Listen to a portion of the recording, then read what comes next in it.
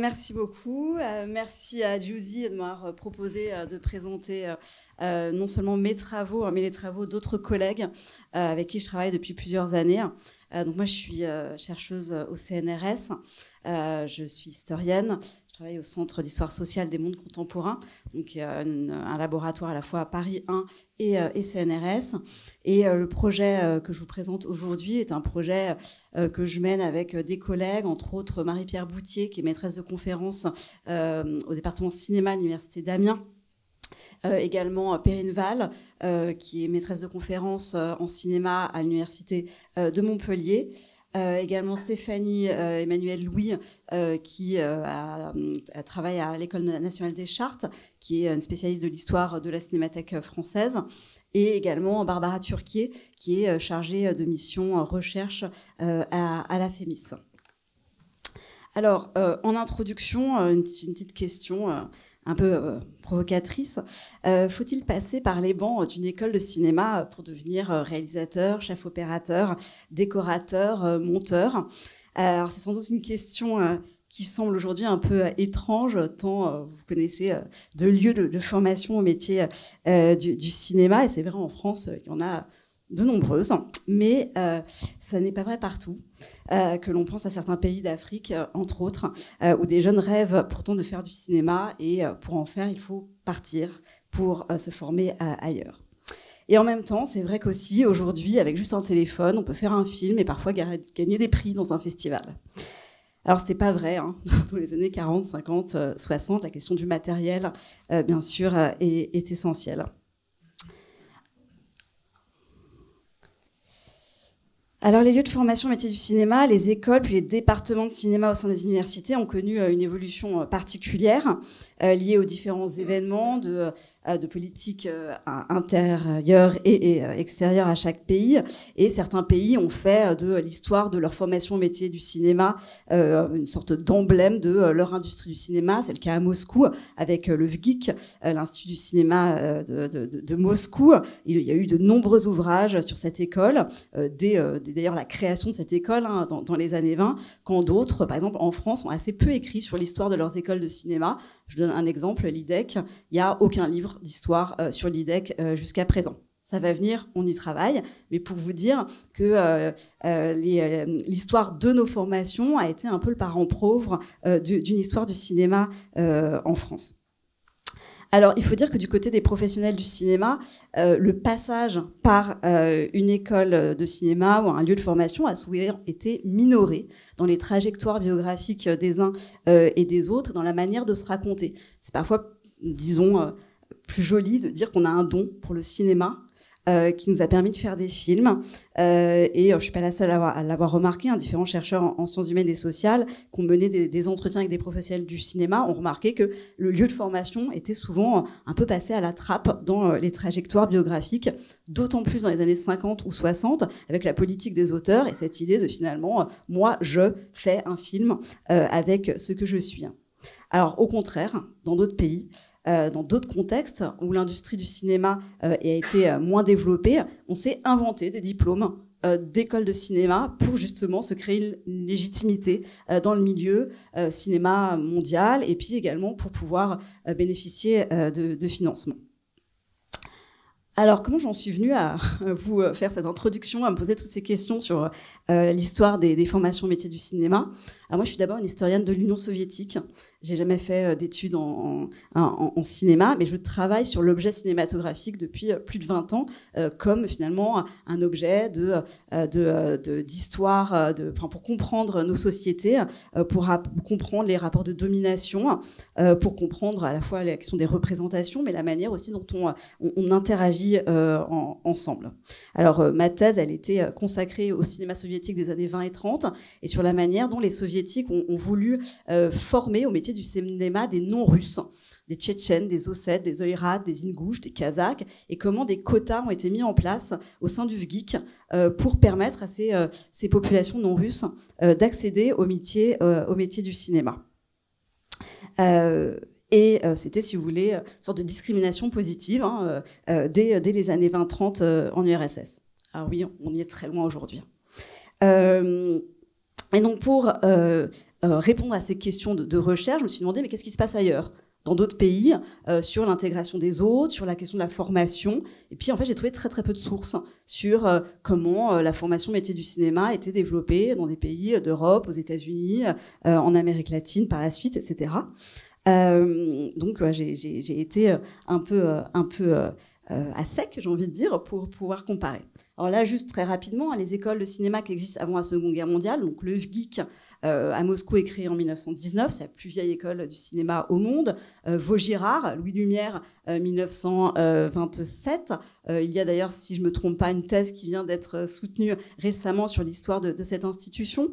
À Rome, le Centro Sperimentale à Rome sous Mussolini. Donc, on voit aussi comment 2 écoles de cinéma sont conçues sous un régime autoritaire.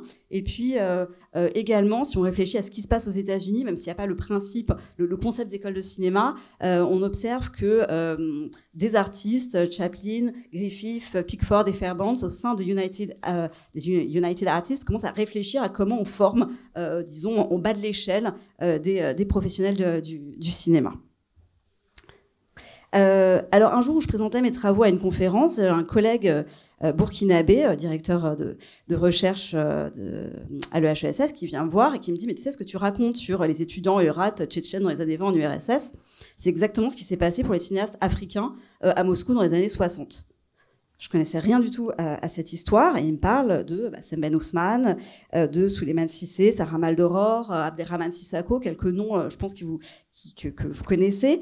Moi, je connaissais pas grand-chose au cinéma africain au pluriel, et du coup, j'étais intriguée. J'ai commencé à travailler sur ces trajectoires de cinéastes qui, effectivement, sont partis se former dans les pays du bloc de l'Est, comme on l'appelait à l'époque, dans le cadre de circulation, de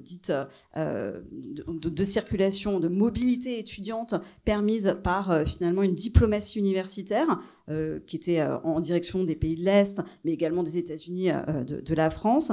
Et je me suis retrouvée avec tout un groupe de chercheurs, plutôt des sociologues, des anthropologues, qui travaillaient sur ces mobilités étudiantes. Et puis, j'ai rencontré aussi 2 curatrices formidables, Racha Salti, que peut-être certains d'entre vous connaissent, qui dirige la Lucarne pour Arte, donc, et Koyo Kuo, qui était une chercheuse indépendante, commissaire d'exposition, décédée brutalement il y a un mois, et qui toutes 2 avaient ce projet de faire à Moscou une exposition sur les cinéastes arabes et africains formés à Moscou. Et donc, je les ai aidées, parce qu'elles ne parlaient pas russe. Donc, je suis allée travailler dans les archives pour elles. On a organisé 2 événements, l'un à Moscou, l'un à Berlin, avec une cartographie. Alors, c'est un peu petit, mais on a travaillé avec un cartographe qui s'appelle Philippe Rekasiewicz, qui a beaucoup travaillé pour le monde diplomatique et qui essaye de créer des cartographies sensibles des relations entre les différents acteurs sociaux. Et puis, surtout, on a fait venir d'anciens étudiants de Moscou, entre autres le cinéaste syrien Oussama Mohamed, qui est réfugié à Paris, le Marocain Mohamed Abouelokar et le Soudanais Souleymane El Nour.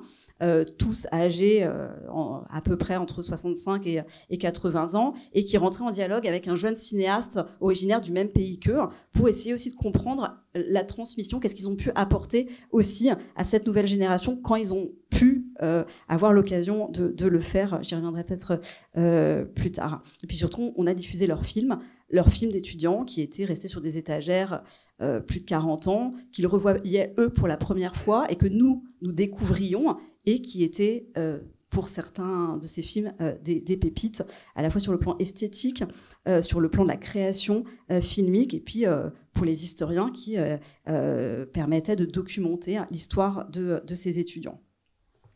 Alors, quelques noms, hein. C'est vrai que je vous ai parlé des plus connus. Souleymane Cissé, qui est décédé récemment, formé à Moscou dans les années 60. Abderrahmane Sissako, formé à Moscou donc fin des années 80, début des années 90. Costa Diane, que vous ne connaissez pas, qui devait être le grand cinéaste africain, des grands cinéastes africains. C'est ce que tout le monde prédisait dans les années 60. Je travaillais particulièrement sur lui, et qui a été arrêté par Sékou Touré, qui a passé 10 ans dans un camp. Michel Papatakis, le fondateur du cinéma éthiopien, formé à Moscou. Mohamed Malas, un des fondateurs du cinéma syrien, Oussama Mohamed, Soleiman El Nour, donc qui étaient formés au FGIC, et puis Semben Ousmane et Sarah Maldoror, qui n'ont pas été formés au FGIC, qui ont été formés dans un studio de cinéma à Moscou par Donskoy, par le grand cinéaste Donskoy. Donc voilà une petite photo retrouvée dans les archives de Semben Ousmane avec son maître, Mark Donskoy, lors d'un festival à Moscou dans les années 60. Et puis alors, si vous l'avez vu, le film Talking About Trees de Souhaib Ghasmelbari. Souhaib Ghasmelbari, donc cinéaste soudanais, qui a été formé à Paris 8 en cinéma et qui a fait ce très beau film primé au Festival de Berlin en 2019 sur 4 cinéastes formés en RDA, au Caire et à Moscou dans les années 60-70 et qui cherchent à faire revivre les cinémas au Soudan en 2019. Ces 4 cinéastes sont aujourd'hui, vu de la situation politique au Soudan, réfugiés au Caire. Alors, très rapidement, l'après-Seconde Guerre mondiale voit le développement de plein d'autres écoles de cinéma. Prague, Madrid, UCLA, Łódź en Pologne, Vienne, Potsdam, Babelsberg, etc. L'explosion de ces écoles de cinéma, elle est due au fait que les États ont conscience de l'importance des images et de se représenter et surtout de former des professionnels de cinéma pour la profusion d'images devant servir leur régime, même si je pourrais y revenir, contrairement à ce qu'on croit, tous les pays socialistes n'ont pas formé que des militants communistes, on est loin de cette réalité. Et donc, on voit de nombreuses écoles de cinéma qui se créent et surtout des étudiants qui viennent du monde entier. Quand il n'y a pas d'école de cinéma dans leur pays, ils viennent se former ailleurs, ou bien parce que la réputation de ces écoles est importante, ils viennent s'y former et parfois fondent des écoles de cinéma dans leur propre pays. 2 exemples, Fernando Berri, qui va créer l'école de cinéma documentaire de Santa Fe en Argentine, qui a été formée donc au Centro à Rome dans les années 50, ou bien Margot Benacerraf, une grande réalisatrice du Venezuela, qui a été formée à l'IDEC. Et quand on s'intéresse finalement à toutes ces écoles de cinéma, on voit à quel point les étudiants étrangers étaient une part importante de toutes ces écoles de cinéma et ont été des messagers de la manière de faire du cinéma là où ils l'ont appris, où ils ont appris à le faire. Même pour les soviétiques, ces étudiants étaient considérés comme des ambassadeurs de la culture cinématographique dans leur pays. Et dans chaque école de cinéma, on peut retrouver des cinéastes étrangers qui ont marqué le cinéma de leur pays. Un dernier exemple en date dont vous avez peut-être entendu parler, c'est Mohamed Lakhdar Amina, le réalisateur du Vent des Aurès et de Chroniques des années de braise, Palme d'Or, Festival de Cannes en 1975, formé à la FAMU à Prague pendant la guerre d'Algérie. Donc on voit comment toutes ces circulations d'étudiants nous disent quelque chose aussi de l'histoire des cinémas. On a tendance à souvent écrire une histoire du cinéma français, une histoire du cinéma américain, etc. En passant par l'histoire de ces individus, de ces acteurs, de ces étudiants, acteurs en termes d'acteurs sociaux, on peut un peu essayer de retravailler autrement ces histoires du cinéma. Alors, on est plusieurs, surtout chercheuses, mais aussi quelques chercheurs, à travailler sur ces différents cinémas nationaux en essayant justement de les décloisonner, de travailler cette perspective transnationale. Je vous invite, si ça vous intéresse, à consulter le site de Léa Morin, qui est une curatrice, ancienne étudiante de la FEMIS, qui a fait un très beau site qui s'appelle Cinéma 3 Łódź Casablanca, sur les étudiants marocains formés à l'école de cinéma en Pologne, avec des photographies de Abdelkrim Derkaoui, que vous voyez ici, qui était un de ces étudiants. C'est une exposition virtuelle qui vous donne à voir un peu de ces trajectoires.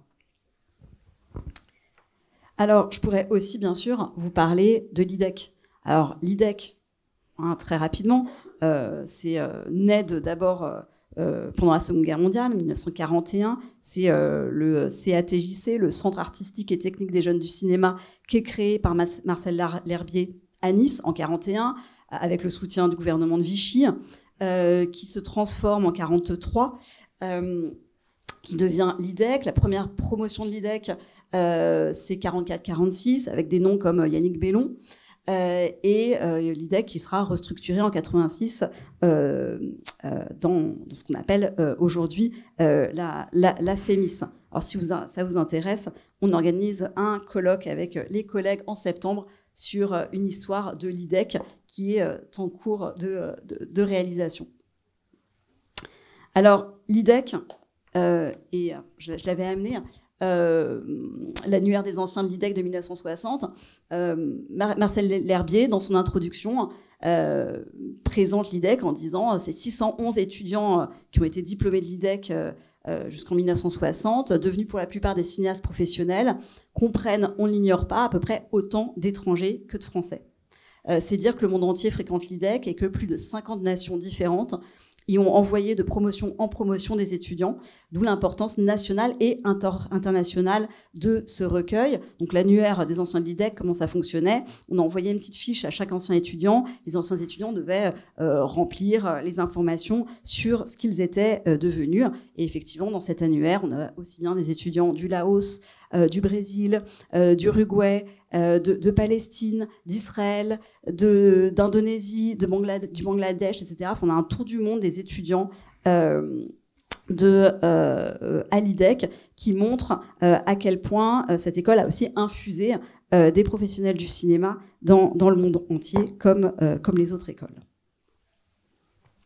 Alors notre travail en tant que chercheuse, c'est d'essayer de récolter des sources pour essayer de documenter cette histoire. C'est donc un travail très lent pour aller dans les différentes écoles de cinéma, essayer de retrouver dans les archives publiques, mais également dans des archives privées des sources.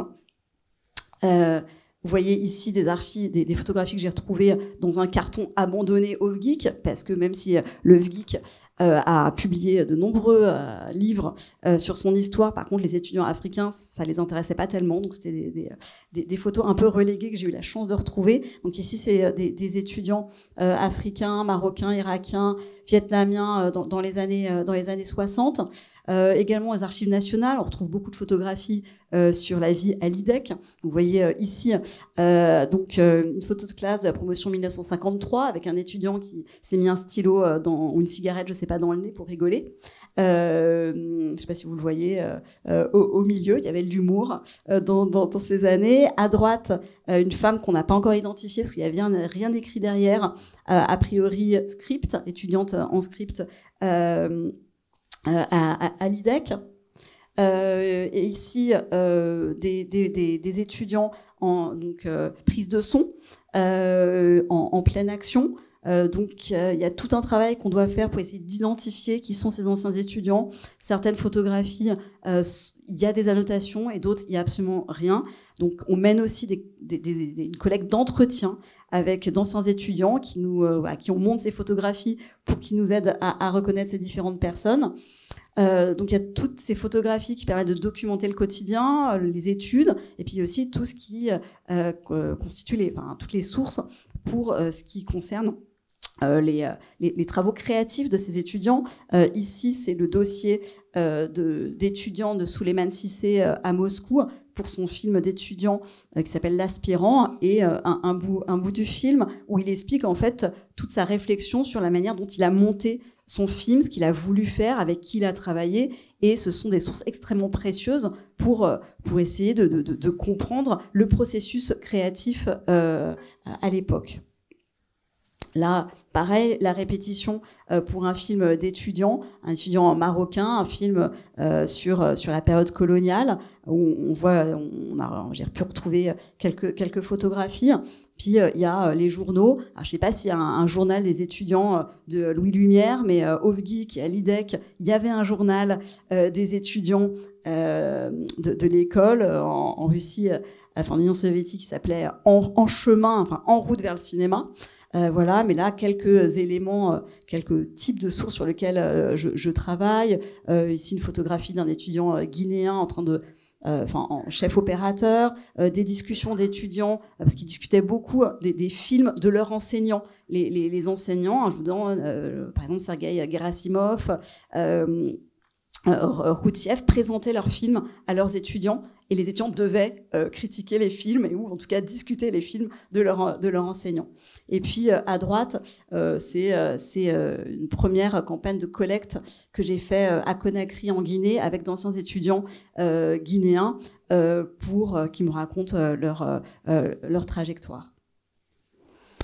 Alors, toutes ces sources, bien sûr, vise à interroger ses expériences personnelles, de travailler ses trajectoires biographiques pour comprendre aussi la transmission de l'enseignement du cinéma, l'appropriation de ces apprentissages, la circulation des savoirs, des pratiques, la manière dont on travaille collectivement ou non, le métissage de ces pratiques pour essayer donc de sortir d'une vision purement nationale de la formation de ce qu'on pourrait appeler un cinéma dans un pays. D'où l'usage du terme transnational que j'utilise avec mes collègues pour essayer de travailler cette matière, toute cette documentation. Alors il y a un autre type de source qui vise aussi à documenter les relations internationales entre ces écoles de cinéma. Alors, à Moscou, l'internationalisme, pour des raisons idéologiques, était tout à fait mis en avant. Vous voyez ici donc la couverture de la revue du Festival de Moscou avec des étudiants venus de différents pays sur le perron du VGIC en 1983. Et puis, à droite, pareil, devant le VGIC, tous les anciens étudiants du VGIC qui se retrouvent. C'était, comme je vous l'ai dit, ces étudiants qui ont été considérés par Moscou comme des vrais ambassadeurs. Mais il n'y a pas qu'à Moscou qu'on considérait ces étudiants comme des ambassadeurs, à Paris aussi. Et vous connaissez peut-être le CILECT, le Centre international de liaison des écoles de cinéma, qui existe encore aujourd'hui. Le CILECT, il est créé par Rémi Tessonneau, l'administrateur général de l'IDEC dès 1955, où il convie différents directeurs d'écoles de cinéma au Festival de Cannes. Chaque école doit venir avec, on le voit derrière, des panneaux qui racontent comment ça se passe dans leur école de cinéma, et puis ils discutent ensemble de toi, comment t'enseignes, chef opérateur, le script, décoration, etc. Et il y a des discussions qui durent des jours et des jours. Les premières commencent dès 53, mais en 55 est officialisé le CILEC, donc Centre international de liaison des écoles de cinéma, qui va devenir CILECT avec télévision par la suite. Alors, excusez-moi. Oui. On a parlé tout à l'heure d'argentique. Le but aussi, l'ambition de ce projet, c'est de sauver des films. Ce qui nous intéresse, c'est les films de ces étudiants et d'interroger c'est quoi un film d'étudiant ? Quelle est la valeur d'un film d'étudiant ? Est-ce que ça n'est qu'un exercice ? Ou est-ce qu'on peut essayer de réfléchir à la valeur à la fois esthétique, à la fois créatrice de ces films, mais aussi pour les historiens en tant que document d'histoire.